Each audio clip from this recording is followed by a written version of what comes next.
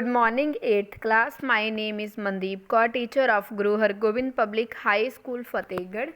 Today, we will read about your first chapter of history. The chapter name is Where, When, and How India and the Modern World. ठीक है जी, कि continue करते हैं chapter ਦੇ ਨਾਲ। The history of a country is divided into the ancient medieval and modern period. ਜਿਹੜੀ history ਆ ਜੀ ਭਾਰਤ ਦੀ ਜਾਂ ਕੰਟਰੀ ਦੀ ਕਹਿ ਲਓ, ਉਹਨੂੰ 3 ਪਾਰਟ 'ਚ ਡਿਵਾਈਡ ਕੀਤਾ ਹੋਇਆ। ਏਸ਼ੀਅਨ ਦਾ ਮਤਲਬ ਹੁੰਦਾ ਬੇਟਾ ਪ੍ਰਾਚੀਨ, मीਡੀਏਬਲ ਐਂਡ ਮੋਡਰਨ ਪੀਰੀਅਡ ਦਾ ਮਤਲਬ ਹੁੰਦਾ मीਡੀਏਬਲ ਮਤਲਬ ਮੱਧਕਾਲੀਨ, ਮੋਡਰਨ ਮਤਲਬ ਅੱਜ ਦਾ ਟਾਈਮ ਹੈ। ਕਹਿੰਦੇ over the last 2 years you have been introduced to the ancient and medieval period of the Indian history. ਜਿਹੜੇ ਪਿਛਲੇ 2 ਸਾਲ ਨੇ मतलब 6th और 7th ਦੇ ਵਿੱਚ ਤੁਸੀਂ ਪ੍ਰਾਚੀਨ ਜਾਂ ਫਿਰ ਮੱਧਕਾਲੀਨ ਸਮੇਂ ਦੇ ਬਾਰੇ ਪੜ੍ਹਿਆ। ਕਹਿੰਦੇ ਦਿਸ year you will learn about the modern period of Indian history. ਹੁਣ ਦੇ ਟਾਈਮ ਦੇ ਵਿੱਚ ਤੁਸੀਂ ਕੀ ਪੜ੍ਹੋਗੇ? ਕਹਿੰਦੇ ਅੱਜ ਦੀ ਹਿਸਟਰੀ ਪੜ੍ਹੋਗੇ ਮਾਡਰਨ ਪੀਰੀਅਡ ਦੀ। This is usually consider to begin with the conquest of India by the British in 18th century। ਇਹ ਕਦੋਂ ਸਟਾਰਟ ਹੋਇਆ? ਕਹਿੰਦੇ ਇਹ 18ਵੀਂ ਸਦੀ ਦੇ ਵਿੱਚ ਸਟਾਰਟ ਹੋਇਆ, ਜਦੋਂ ਜਿਹੜੇ ਬ੍ਰਿਟਿਸ਼ ਨੇਗੇ ਉਹਨਾਂ ਨੇ ਕੀ ਕਰਨਾ ਸ਼ੁਰੂ ਕਰਤਾ, ਇਹ 'ਤੇ ਯੁੱਧ ਕਰਨੇ ਸ਼ੁਰੂ ਕਰਤੇ, ਇਹ 'ਤੇ ਰੂਲ ਕਰਨਾ ਸ਼ੁਰੂ ਕੀਤਾ, ਉਦੋਂ ਤੋਂ ਸਟਾਰਟ ਹੋਇਆ। ਕਹਿੰਦੇ ਜਿਹੜੀ 18ਵੀਂ ਸਦੀ ਹੈ ਇਹ 1700 ਤੋਂ ਸਟਾਰਟ ਹੁੰਦੀ ਹੈ ਬੇਟਾ। 18ਵੀਂ ਸਦੀ 1700 ਤੋਂ 1800 ਦੇ ਵਿੱਚ ਦਾ ਜਿਹੜਾ ਟਾਈਮ ਹੁੰਦਾ ਉਹਨੂੰ 18ਵੀਂ ਸਦੀ ਦਾ ਨਾਮ ਦਿੱਤਾ ਗਿਆ। 1700 ਤੋਂ 1800 ਦੇ ਵਿੱਚ ਦੇ ਟਾਈਮ ਨੂੰ। ਠੀਕ ਹੈ ਜੀ।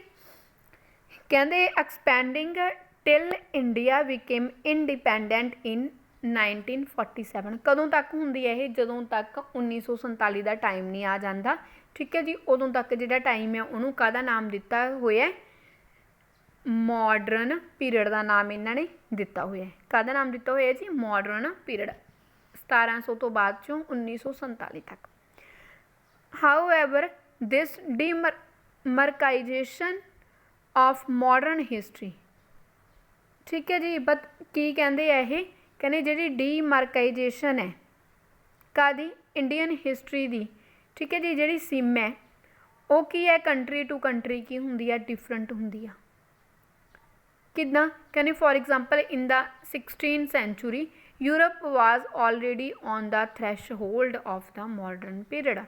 ਮਤਲਬ ਯੂਰਪ ਦੇ ਵਿੱਚ ਮਾਡਰਨ ਪੀਰੀਅਡ ਦਾ ਜਿਹੜਾ ਟਾਈਮ ਹੈ ਇਹ 16ਵੀਂ ਸਦੀ 'ਚ ਹੀ ਸਟਾਰਟ ਹੋ ਗਿਆ। ਬਟ ਇੰਡੀਆ ਦੇ ਵਿੱਚ ਠੀਕ ਹੈ ਜੀ ਕਹਿੰਦੇ ਆਪਾਂ ਹਾਲੇ ਵੀ मीਡੀਏਬਲ ਪੀਰੀਅਡ ਮੱਧਕਾਲੀਨ ਸਮੇਂ 'ਤੇ ਚੱਲੀ ਜਾਂਦੇ ਹਾਂ। Features of the modern age. ਕਿ ਇਹਦੇ ਫੀਚਰ ਕਿਹੜੇ ਕਿਹੜੇ ਆ? ਤੱਤ ਕਿਹੜੇ ਕਿਹੜੇ ਨੇ? The modern age was a period of great and sweeping change. ਕਹਿੰਦੇ ਇਹਦੇ ਵਿੱਚ ਕੀ ਹੁੰਦਾ? ਬਹੁਤ ਹੀ ਜ਼ਿਆਦਾ ਚੇਂਜਿਸ ਆਈਆਂ ਨੇ ਮਾਡਰਨ ਏਜ ਦੇ ਵਿੱਚ। These changes were the result of certain powerful forces that come in time to be recognized as the characteristic feature of the modern age। ਕਹਿੰਦੇ ਜਿਹੜੀਆਂ ਇਹ ਚੇਂਜਿਸ ਹੋਈਆਂ ਨੇ, ਜਿਹੜੇ ਇਹ ਬਦਲਾਵ ਆਏ ਆ, ਇਹ ਕਿਉਂ ਆਏ ਆ? ਇਹ ਕਹਿੰਦੇ ਕੁਛ ਕੁ ਸ਼ਕਤੀਸ਼ਾਲੀ ਫੋਰਸਾਂ ਕਰਕੇ ਆਏ ਨੇ ਜਿਹੜੀਆਂ ਭਾਰਤ ਦੇ ਵਿੱਚ ਆਉਂਦੀਆਂ ਰਹੀਆਂ ਨੇ ਟਾਈਮ ਟੂ ਟਾਈਮ। ਠੀਕ ਹੈ ਜੀ। ਜਿਨ੍ਹਾਂ ਨੇ ਕੀ ਕੀਤਾ? ਜਿਹੜਾ ਮਾਡਰਨ ਟਾਈਮ ਦਾ ਸਮਾਂ ਇਹਨੂੰ ਵਿਸ਼ੇਸ਼ ਬਣਾਤਾ। ਜਿਹੜੀਆਂ ਇਹ ਚੇਂਜਿਸ ਸੀਗੀਆਂ ਇਹ ਕਿਹੜੀਆਂ ਕਿਹੜੀਆਂ ਸੀਗੀਆਂ? ਠੀਕ ਹੈ ਜੀ। ਜਿਵੇਂ ਹੁਣ ਕਦੇ ਰਦੇ ਬ੍ਰਿਟਿਸ਼ ਆ ਗਏ, ਕਦੇ ਮੁਗਲ ਆ ਗਏ ਆਪਣੇ 'ਤੇ ਕੀ ਕਰਨ? ਰੂਲ ਕਰਨ। ਫਸਟ ਹੈਗੀ ਹੈ ਜੀ ਇੰਡਸਟਰੀਅਲਾਈਜੇਸ਼ਨ। ਇੰਡਸਟਰੀਅਲਾਈਜੇਸ਼ਨ ਕੀ ਹੁੰਦੀ ਹੈ ਬੇਟਾ? ਮਤਲਬ ਵੱਡੀਆਂ ਵੱਡੀਆਂ ਇੰਡਸਟਰੀਜ਼ ਲਗਾਉਣੀਆਂ। The large scale production of goods in factories using machines and powers. ਮਤਲਬ ਕਿ ਵੱਡੇ ਪੱਧਰ ਦੀ ਪ੍ਰੋਡਕਸ਼ਨ ਕਰਨੀ, ਵੱਡੇ ਪੱਧਰ ਦੀ ਪੈਦਾਵਾਰ ਕਰਨੀ ਚੀਜ਼ਾਂ ਦੀ।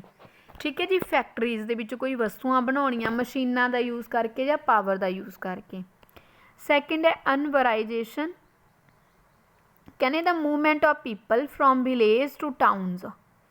ਮਤਲਬ ਕਿ ਲੋਕ ਪਿੰਡਾਂ ਤੋਂ ਕਸਬਿਆਂ ਦੇ ਵਿੱਚ ਮੂਵ ਕਰ ਰਹੇ ਨੇ ਜਾਂ ਫਿਰ ਸ਼ਹਿਰਾਂ ਦੇ ਵਿੱਚ ਜਾ ਰਹੇ ਨੇ। ਕਾਹਦੇ ਲਈ? ਕਿ ਉੱਥੇ ਜ਼ਿੰਦਗੀ ਦੇ ਕੀ ਨੇਗੇ? ਰਸਤੇ ਵਧੀਆ ਨੇਗੇ।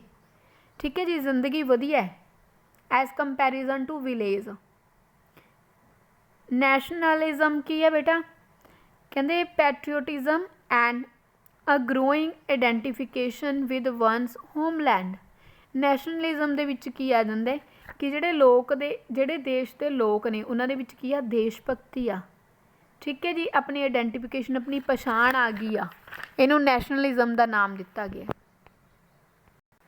ਨੈਕਸਟ ਹੈ ਬੇਟਾ democracy. Democracy means government by the people, ਕਿ ਆਪਣੀ ਕਿਹੜੀ ਸਰਕਾਰ ਰੂਲ ਕਰ ਰਹੀ ਆ, ਡੈਮੋਕ੍ਰੇਟਿਕ। ਨੈਕਸਟ ਹੈ ਜੀ ਸੋਸ਼ਲਿਜ਼ਮ।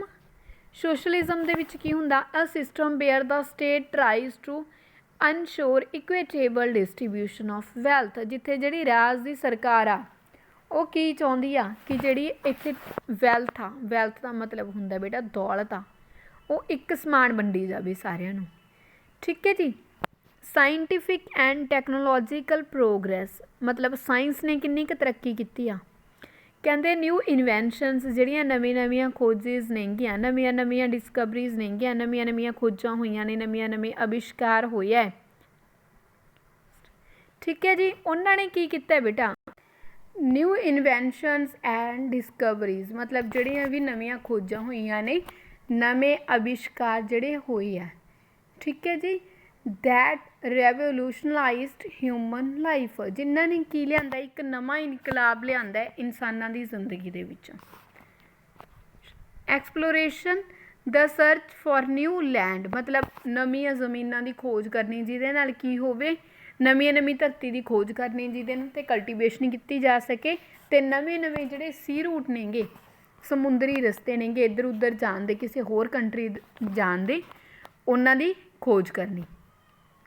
ਹਿਊਮੈਨਿਜ਼ਮ, ਹਿਊਮੈਨਿਜ਼ਮ 'ਚ ਕੀ ਆਉਂਦਾ, a great concern for human welfare, ਮਨੁੱਖਤਾ ਦੀ ਭਲਾਈ ਦੇ ਲਈ। ਠੀਕ ਹੈ ਜੀ, ਮਨੁੱਖ ਜਾਤੀ ਦੀ ਭਲਾਈ ਦੇ ਲਈ ਉਹਦੀ ਵੈਲਿਊ ਪਾਉਣ ਨੂੰ। ਅੱਗੇ ਹੈ ਜੀ forces of change. Forces of change ਦੇ ਵਿੱਚ ਕੀ ਆਉਂਦਾ, ਕਹਿੰਦੇ what were the forces that were responsible for the change that characterize the modern age. ਕੀ ਕਹਿੰਦੇ ਕਿਹੜੀਆਂ ਫੋਰਸਿਸ ਨੇਗੀਆਂ ਜਿਹੜੀਆਂ ਜ਼ਿੰਮੇਵਾਰ ਨੇਗੀਆਂ ਕਿ ਮਤਲਬ ਬਦਲਾਵ ਆਏ ਹੈ ਅੱਜ ਦੇ ਟਾਈਮ ਦੇ ਵਿੱਚ, ਮਾਡਰਨ ਏਜ ਦੇ ਵਿੱਚ ਬਦਲਾਵ ਆਏ, ਇਹਨਾਂ ਦੇ ਲਈ ਕਿਹੜੀਆਂ ਫੋਰਸਿਸ ਚੇਂਜ ਨੇਗੀਆਂ। ਕਹਿੰਦੇ ਇਹ ਕਿਹੜੀਆਂ ਨੇ, ਇਹਨਾਂ ਨੂੰ ਆਪਾਂ 1 by 1 ਕੀ ਕਰਾਂਗੇ, ਸਟੱਡੀ ਕਰਾਂਗੇ। They were renaissance, the industrial revolution, the American and French revolutions and nationalism. Most of these are change began in Europe.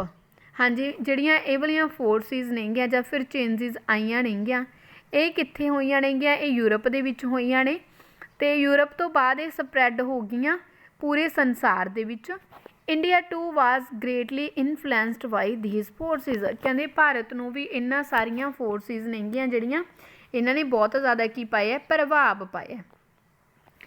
ਰੈਨੇਸਾਂਸ, ਕਹਿੰਦੇ ਰੈਨੇਸਾਂਸ ਦਾ ਕੀ, ਰੈਨੇਸਾਂਸ ਦਾ ਮਤਲਬ ਹੁੰਦਾ ਬੇਟਾ ਮਤਲਬ ਪੁਨਰ ਜਨਮ ਜਾਂ ਪੁਨਰ ਗਠਨ।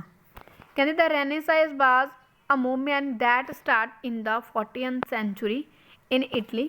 ਕਹਿੰਦੇ ਇਹ ਕਿਹੜੀ ਮੂਵਮੈਂਟ ਸੀਗੀ, ਕਿਹੜੀ ਧਾਰਾ ਸੀਗੀ, ਕਿਹੜਾ ਮਤਲਬ ਬਦਲਾਵ ਸੀਗਾ ਜਿਹੜਾ 14ਵੀਂ ਸਦੀ ਦੇ ਵਿੱਚ ਇਟਲੀ ਦੇ ਵਿੱਚ ਸ਼ੁਰੂ ਹੋਇਆ, and last till the 17th century, ਅਤੇ 17ਵੀਂ ਸਦੀ ਦੇ ਵਿੱਚ ਇਹਦਾ ਅੰਤ ਹੋਇਆ। ਰੈਨੇਸਾਂਸ ਮੀਨਸ ਰੀਬਰਥ, ਜਿਵੇਂ ਉੱਪਰ ਦੱਸਿਆ ਗਿਆ, ਇਹਦਾ ਮਤਲਬ ਕੀ ਹੁੰਦਾ, ਰੀਬਰਥ ਹੈ ਇਹਦਾ ਮਤਲਬ। And the thinkers of this period, ਅਤੇ ਜਿਹੜੇ ਇਸ ਪੀਰੀਅਡ ਦੇ ਜਿਹੜੇ ਥਿੰਕਰਸ ਨੇ ਮਤਲਬ ਉਹਨਾਂ ਨੇ ਕੀ ਸੋਚਿਆ, ਸਾਊਥ ਟੂ ਰੀਡਿਸਕਵਰ, ਉਹਨਾਂ ਨੇ ਕੀ ਕਿਹਾ, ਮਤਲਬ ਹਰ ਇੱਕ ਚੀਜ਼ and review the learning of the ancient Greeks and Romans, ਮਤਲਬ ਜਿਹੜੇ ਗ੍ਰੀਕਸ ਅਤੇ ਰੋਮਨ ਦੇ ਮਤਲਬ ਜਿਹੜਾ ਪ੍ਰਾਚੀਨ ਸੀਗਾ। ਠੀਕ ਹੈ ਜੀ, ਉਹਨਾਂ ਨੂੰ ਦੁਬਾਰਾ ਕੀ ਹੋਣਾ ਚਾਹੀਦਾ, ਰਿਵਿਊ ਹੋਣਾ ਚਾਹੀਦਾ ਉਹਨਾਂ ਦਾ। ਦ ਰੈਨੇਸਾਂਸ give rise to the scientific method of inquiry, ਮਤਲਬ ਜਿਹੜਾ ਪੁਨਰ ਗਠਨ ਸੀਗਾ ਇਹਨੇ ਕੀ ਦਿੱਤਾ, ਇਹਨੇ ਕਿਹੜੀ ਉਹ ਦਿੱਤੀ ਹੈ, ਸਾਇੰਟੀਫਿਕ ਮੈਥਡ ਆਫ ਇਨਕੁਆਇਰੀ ਦੀ ਮਤਲਬ ਆਪਣੇ ਵਿੱਚ ਅਬਿਲਿਟੀ ਆ ਗਈ। ਠੀਕ ਹੈ ਜੀ, ਕਿ ਆਪਾਂ ਕੀ ਕਰਨ ਲੱਗ ਗਏ, ਲਰਨਿੰਗ ਬਾਏ ਕੁਐਸਚਨਿੰਗ, ਕਿ ਇਹ ਚੀਜ਼ ਇੱਦਾਂ ਹੋ ਰਹੀ ਹੈ, ਕਿਉਂ ਹੋ ਰਹੀ ਹੈ। ਠੀਕ ਹੈ ਜੀ, ਆਬਜ਼ਰਵੇਸ਼ਨ ਐਂਡ ਐਕਸਪੈਰੀਮੈਂਟੇਸ਼ਨ, ਇਹਦੇ ਨਾਲ ਆਪਾਂ ਕੀ ਹੈ, ਓਬਜ਼ਰਵ ਕਰਨ ਲੱਗ ਗਏ ਚੀਜ਼ਾਂ ਨੂੰ ਵਧੀਆ ਵੇ ਦੇ ਨਾਲ, ਵਧੀਆ ਮਤਲਬ ਐਕਸਪੈਰੀਮੈਂਟ ਉਹਨਾਂ ਨਾਲ ਕਰਨ ਲੱਗ ਗਏ ਕਿ ਇਹ ਚੀਜ਼ ਅਗਰ ਇੱਦਾਂ ਹੋਈ ਹੈ ਤਾਂ ਇੱਦਾਂ ਕਿਉਂ ਹੋਈ ਆ।